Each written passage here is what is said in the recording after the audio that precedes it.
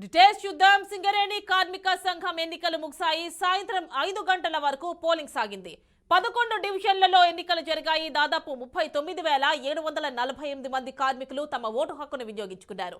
మొత్తం ఇప్పటి వరకు 6 సార్లు ఎన్నికలు జరిగాయి. 7వసారి ఎన్నికల బరిలో 13 కార్మిక సంఘాలున్నాయి. సాయంత్రం 4 గంటల వరకు భూపాలపల్లిలో 93% పోలింగ్ నమోదైంది. బెల్లంపల్లిలో 95%, మందమరిలో 92% పోలింగ్ నమోదైంది. శ్రీరాంపూర్లో 92% నమోదైంది.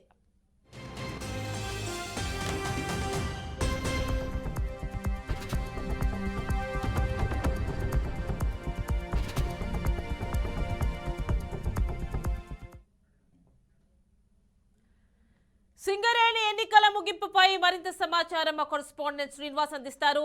Srinivas, over to you.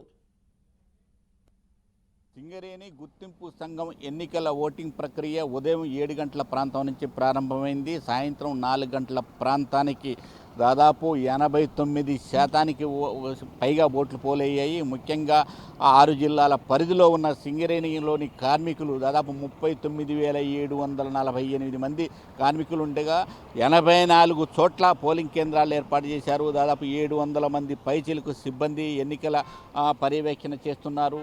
మనం ఇప్పుడు భద్రాద్రి కొత్తగూడెం జిల్లా సింగరేణి ప్రధాన కార్యాలయం వద్ద ఉన్నాము. దాదాపు ఈ ఎన్నికలు ప్రతిష్టాత్మకంగా తీసుకుంటున్నాయి ఈ కార్మిక సంఘాలకు సంబంధించిన నాయకులు. ఇంతకుముందు 2-3 సార్లు ఏఐటీసీ గెలవగా ఒకసారి కాంగ్రెస్ పార్టీకి సంబంధించిన అనుబంధ సంస్థ ఐఎన్టీయూసీ గెలిచింది.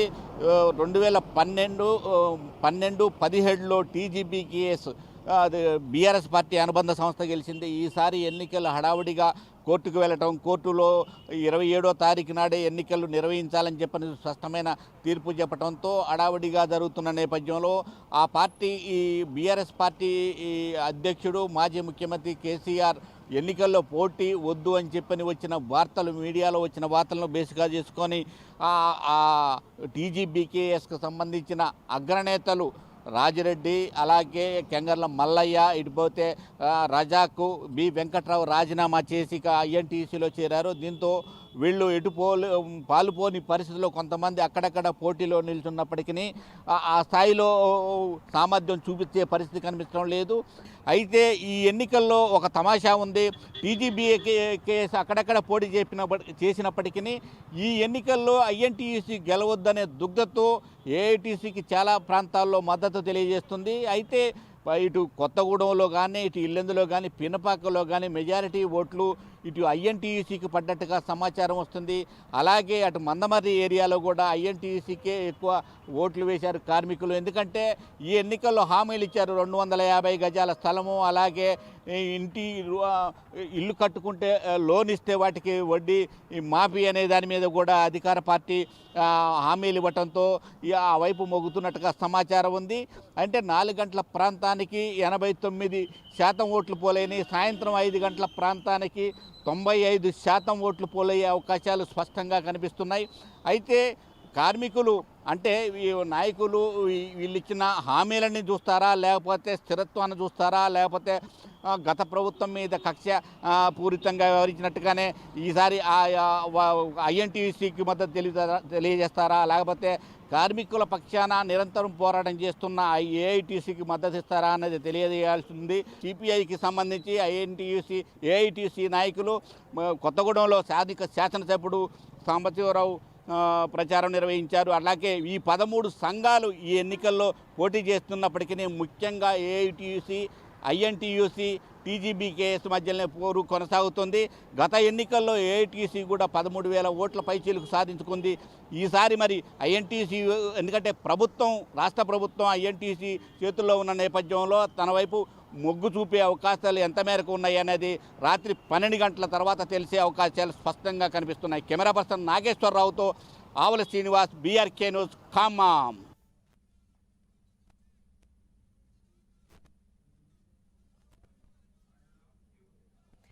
ఇక సింగరేణి ఎన్నికలు ఈ 5 గంటలతో, సాయంత్రం 5 గంటలతో ముగిశాయి.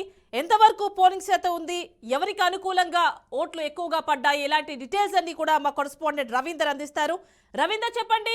4 గంటల వరకు అయితే 90% ఓటింగ్ నమోదైనట్టు తెలుస్తోంది. ఇంకా 5 గంటలతో ఎన్నికల టైం అనేది, ఓటింగ్ టైం అనేది ముగిసిపోయింది. మొత్తం 100% ఓటింగ్ అనేది జరిగిందా? ఎన్నికలు ఏ విధంగా జరిగాయి? ప్రశాంతంగా జరిగాయా లేకపోతే ఏ విధంగా జరిగాయి? ఇలాంటి డీటెయిల్స్ అన్ని కూడా అందించండి.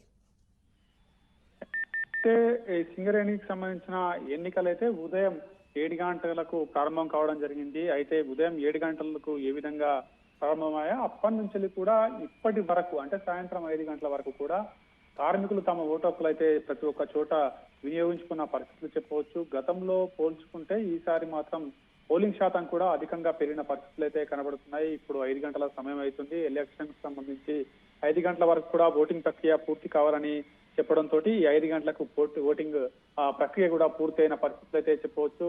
దాదాపు 95% వరకు కూడా కొన్ని చోట్ల పోలింగ్ శాతం అయితే నమోదు కావడం జరిగింది. అయితే రామగుండం ప్రాంతంలో మాత్రం 93% వరకు కూడా పోలింగ్ శాతం అయితే నమోదయ్యింది. అయితే మొత్తం 11 డివిజన్లకు గాను ఇప్పటివరకు 11 డివిజన్లో మాత్రం పోలింగ్ ప్రక్రియ అయితే ముగిసింది. అయితే మరి కాసేపట్లో అంటే 6 గంటల సమయం వరకు అయితే కౌంటింగ్ ప్రక్రియ కూడా ప్రారంభమవుతుంది. కాబట్టి దాదాపు 11 డివిజన్లో మాత్రం ఇప్పటివరకే కౌంటింగ్ ప్రక్రియ ప్రారంభమయ్యే విధంగా కూడా అధికారులు ముందరికిపోతున్న పరిస్థితులు అయితే కనబడుతున్నాయని చెప్పవచ్చు. అయితే ఈ కౌంటింగ్ ప్రక్రియ కంటే ముందే దాదాపు కొన్ని రోజుల నుంచి ఇప్పటివరకే ఏఐటీసీ కావచ్చు, ఐఎన్టీసీ కావచ్చు, ఈ సంస్థలు ఇప్పటివరకే కార్మిక సంఘాలు అయితే వాళ్ళు పోలింగ్ జరిగే విధంగా అదే విధంగా వాళ్ళకి సంబంధించిన స్థానిక ఇక్కడ ఎలక్షన్ లో గెలిచే విధంగా గెలుపు దిశగా ముందరికి పోయిన పరిస్థితుల నేపథ్యంలో ఇప్పటి వరకు చూసుకుంటే ఉదయం వేళ నుంచి ఇప్పటి వరకు దాదాపు ఏఐటీసీకి మాత్రం కొన్ని చోట్ల అధికంగా ఓట్లయితే పోలవడం జరిగింది. కొన్ని చోట్ల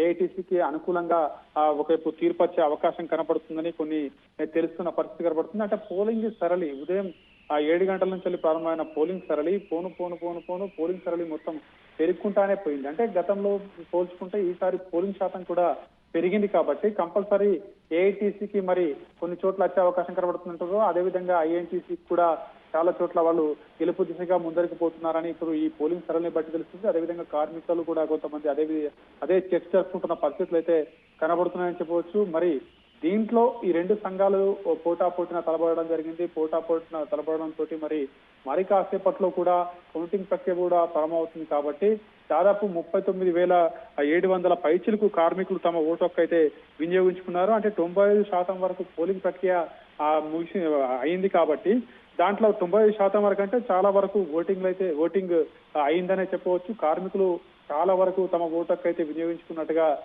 కనబడుతుంది. మరి ఈ కార్మికులకు సంబంధించి ఓటింగ్ ప్రక్రియలో వాళ్ళకి సంబంధించిన ఇప్పటివరకే ఏఐటీసీ కావచ్చు, ఒకవైపు ఐఎన్టీసీ కూడా వాళ్ళకు ఏ సమస్యలు అయితే ఉన్నాయో ఆ సమస్యలను తీర్చే దిశగా పోతాము, మమ్మల్ని గెలిపించాలని వాళ్ళు గనుల మీదకి వెళ్ళడము, ప్రచారాలు చేయడము, కార్మికుల్లో ఉండడం, కార్మికులకు వాళ్ళకు మద్దతు తెలుపుతున్నట్టుగా వాళ్ళు ప్రకటించడం జరిగింది. అయితే దాంట్లో భాగంగానే ఈ ఓటింగ్ ప్రక్రియ మరి ఎవరికి విధంగా పోతుంది, ఎవరికి ఎన్ని స్థానాలను కల్పించే దిశగా ముందరికి పోతాయని మాత్రం కార్మికుల సంఘాల నాయకులు మాత్రం ఒక టెన్షన్ వాతావరణం నెలకొన్న పరిస్థితులు అయితే కనబడుతున్నాయని చెప్పొచ్చు. కొన్ని ప్రాంతాల్లో ఈ 11 డివిజన్లకు సంబంధించి ఇటు మందమర్రి కావచ్చు, శ్రీరాంపూర్ కావచ్చు, అదేవిధంగా మంచిర్యాల, అదేవిధంగా రామగుండం పరిధికి సంబంధించిన RG1, RG2, RG3 అదేవిధంగా ఈ ప్రాంతాలన్నీ కూడా ఒకవైపు చాలా వరకు పోలింగ్.